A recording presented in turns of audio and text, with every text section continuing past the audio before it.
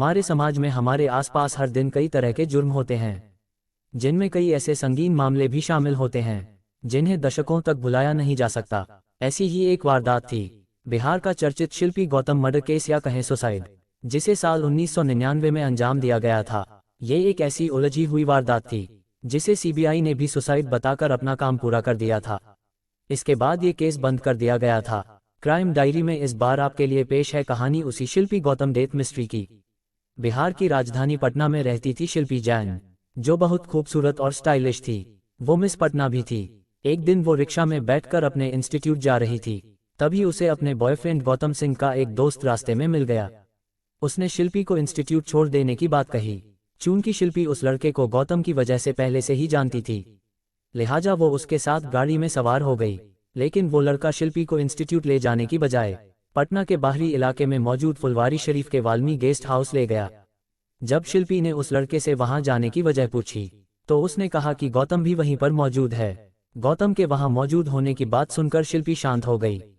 इसी दौरान शिल्पी के वहां पहुंचने की जानकारी गौतम सिंह को मिली, तो वह भी भागा भागा वाल्मी गेस्ट हाउस जा पहुंचा, क्योंकि गौतम जानता था कि वाल्मी गेस्ट हाउस की पहचान अयाशी के अड्डे के रूप में होती है और वहां कई तरह के गलत काम होते हैं। गेस्ट हाउस के अंदर का मंजर देखकर गौतम के होश उड़ गए। वहां एक कमरे में कई लोग शिल्पी की असमत लूटने की कोशिश कर रहे थे। गौतम शिल्पी को बचाने की कोशिश करने लगा। दोनों मिलकर उन दरिंदों का विरोध करने लगे, लेकिन उन वहशी लोगों के सामने उन दोनों की एक नहीं चली।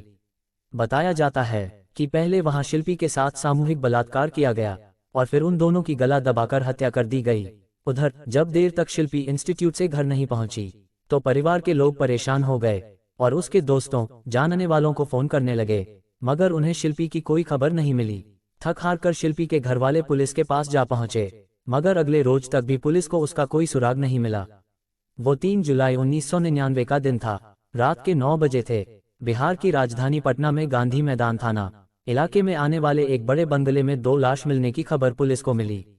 सूचना मिलने के बाद पुलिस उस बंगले पर पहुंची तो गैराज में खड़ी एक मारुति कार से 23 साल की युवती और करीब 28 साल के युवक की लाशें बरामद हुई थीं। उनके बदन पर पूरे कपड़े नहीं थे। युवक की शिनाख्त गौतम सिंह के तौर पर हुई थी। वह एनआरआई डॉक्टर बीएन सिंह का बेटा था। उसे राजनीति करना पसंद था। यही वजह थी कि वो तत्कालीन मुख्यमंत्री राबड़ी देवी के भाई और लालू यादव के साले साधु यादव का करीबी था। जबकि युवती की पहचान पटना में रेडीमेड कपड़ों के शोरूम कमला स्टोर के मालिक उज्जवल कुमार जैन की बेटी शिल्पी जैन के रूप में हो गई थी। मौके पर पुलिस ने पाया कि गौतम के शरीर पर ऊपरी हिस्से में कोई कपड़ा नहीं था, जबकि शिल्पी के बदन पर सिर्फ एक टी शर्ट थी, वो भी गौतम की। जिस बंगले के परिसर में लाश समेत वो कार खड़ी मिली थी, वह गौतम का ही घर बताया जा रहा था। गौतम के पिता बाहर रहते थे, वो अकेले ही वहां रहता था। अब सवाल ये था कि दोनों ने आत्महत्या की थी या वे दोनों किसी बड़ी साजिश का शिकार हुए थे। इसी बात को लेकर देर रात तक पटना पुलिस के आला अधिकारी मगजमारी करते रहे, लेकिन जैसे जैसे प्रारंभिक जांच आगे बढ़ी तो इस मामले के तार तत्कालीन सत्ताधारी दल के बड़े नेताओं से जुड़ने लगे थे। यही वजह थी कि पहली नज़र में पुलिस ने इसे प्रेमी प्रेमिका की आत्महत्या से ज्यादा कुछ नहीं माना। पुलिस अधिकारी अभी इस मामले की पहली तफ्तीश कर चैन की सांस भी नहीं ले पाए थे कि इस वारदात को लेकर चौतरफा शोरगुल शुरू होने लगा। मौके पर मुख्यमंत्री राबड़ी देवी का भाई साधु यादव भी पहुंच गया था। यह मामला हाई प्रोफाइल होने की वजह से तूल पकड़ रहा था, लिहाजा पुलिस ने फौरन दोनों लाशों को कार से निकालकर पोस्टमार्टम के लिए भेज दिया था। हालांकि गौतम का परिवार उस वक्त विदेश में था। यही नहीं, पुलिस उस कार को ड्राइव करके थाने ले गई जिसमें लाशें मिली थी। इसकी वजह से उसमें मौजूद अधिकतर फिंगरप्रिंट भी मिट गए थे। पुलिस इस मामले में इतनी तेजी दिखा रही थी कि बिना पोस्टमार्टम रिपोर्ट और फोरेंसिक जांच के ही उसने इस वारदात को खुदकुशी का मामला करार दे दिया था। पुलिस पर ना जाने ऐसा कौन सा भूत सवार था कि रात में दोनों लाशों का पोस्टमार्टम कराने के बाद फौरन दोनों लाशों का अंतिम संस्कार भी कर दिया गया था, जबकि गौतम के परिवार से वहां कोई मौजूद तक नहीं था। लाशें और अधिकतर सबूत पुलिस ने खुद ही खत्म कर दिए थे।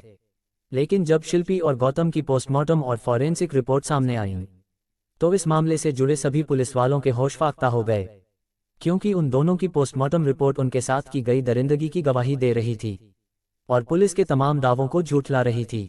रिपोर्ट से खुलासा हुआ कि शिल्पी जैन के साथ सामूहिक बलात्कार किया गया था। उसके कपड़ों पर वीर्य के जो दाग थे वे एक से ज्यादा लोगों के थे। उन दोनों के जिस्म पर खरोंचे जाने और जूतों से पीटे जाने के निशान भी मिले थे। पोस्टमार्टम रिपोर्ट बाहर आने से इस मामले ने तूल पकड़ लिया था। अखबारों में इस मामले से जुड़ी खबरें सुर्खियों में थी। अब इस वारदात के पीछे सीधे सीधे मुख्यमंत्री के भाई साधु यादव का नाम आने लगा था। यही वजह थी कि पुलिस इस मामले को आत्महत्या बताकर पहले दिन से ही दबाने में जुट गई थी। साधु यादव के नाम को लेकर विपक्षी ने सीएम राबड़ी देवी पर धावा बोल दिया था। सदन में उन्हें घेरने की तैयारी चल रही थी। इस केस में साधु यादव के साथ साथ 2 सांसदों और कुछ विधायकों के भी नाम भी चर्चा में आ गए थे। लिहाजा इस मामले को लेकर विपक्ष के नेता धरना प्रदर्शन करने लगे थे। पूरे राज्य में इस घटना को लेकर बातें होने लगी थीं। मामला बढ़ता देख प्रदेश की राबड़ी देवी की सरकार ने अंत में 2 महीने बाद इस मामले की जांच सीबीआई को सौंपने का आदेश दिया। सीबीआई ने जांच शुरू कर दी थी। इसी दौरान सीबीआई ने सीएम के दबंग भाई साधु यादव से डीएनए के लिए ब्लड सैंपल की मांग की थी, लेकिन साधु यादव ने सैंपल देने से साफ इनकार कर दिया था। असल में सीबीआई शिल्पी के डीएनए का मिलान साधु के डीएनए से करना चाहती थी, ताकि सबूत और सुराग जुटाए जा सकें। लेकिन 4 साल तक चली सीबीआई जांच का कोई नतीजा नहीं निकला। उस वक्त सीबीआई ने एक तत्कालीन सांसद से कई दफा पूछताछ की थी, लेकिन कोई सबूत हाथ नहीं लगा। इसके बाद सीबीआई ने आखिरकार 1 अगस्त 2003 को अपनी फाइनल रिपोर्ट कोर्ट में पेश की और इस केस को खुदकुशी बताकर बंद कर दिया। सीबीआई ने अपनी रिपोर्ट में कहा था कि दोनों ने जहर खाकर जान दी है और शिल्पी के कपड़ों पर मिले वीर्य को निशानों को पसीना बताया गया था। सीबीआई की फाइनल रिपोर्ट बिल्कुल वैसी ही थी जैसी बिहार पुलिस पहले ही बना चुकी थी, मगर सीबीआई की जांच और रिपोर्ट से शिल्पी के परिवार वाले संतुष्ट नहीं थे। शिल्पी का भाई प्रशांत इस मामले को लेकर लगातार आवाज उठाता रहा। वो इस केस को रीओपन कराने के लिए भाग दौड़ करता रहा। इसी बीच 2006 में अचानक प्रशांत को अगवा कर लिया गया। पुलिस ने भी उसके अपहरण की बात को सच बताया था, लेकिन अचानक वो दिन बाद लौटकर वापस घर आ गया था। इसके बाद उसने इस केस को लेकर कभी मुंह नहीं खोला। पुलिस भी पता नहीं लगा सकी कि उसका अपहरण किसने किया था। इस केस से जुड़े संजीदा सवाल, क्या वाकई ये वारदात हत्या नहीं सुसाइड थी? इस वारदात के लिए कौन दोषी था? साधु यादव ने अपना ब्लड सैंपल क्यों नहीं दिया था?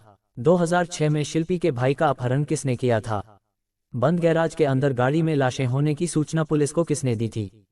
पुलिस के ठीक बाद मौका वारदात पर साधु यादव कैसे पहुंच गया था? ये वो सारे सवाल हैं जिनका जवाब अगर तलाश किया जाए तो पता चल सकता है कि आखिर शिल्पी जैन और गौतम सिंह की मौत का सच क्या था। फिलहाल 2006 के बाद ना तो किसी ने इस केस की बात की और ना ही ये मामला किसी जबान पर आया। अब ये कहानी सिर्फ एक खुदकुशी का मामला बनकर पुलिस और सीबीआई की फाइल में दम तोड़ चुकी है। सावधान रहें, सुरक्षित रहें। हमारा मकसद क्राइम डायरी के जरिए आपको इस तरह के संगीन जुर्म और अपराधियों से सचेत करना है जो आपके आसपास रहकर आपको नुकसान पहुंचा सकते हैं। लिहाजा आप सतर्क रहें, सावधान रहें, तभी आप खुद को और अपने अपनों को जुर्म से महफूज रख सकते हैं।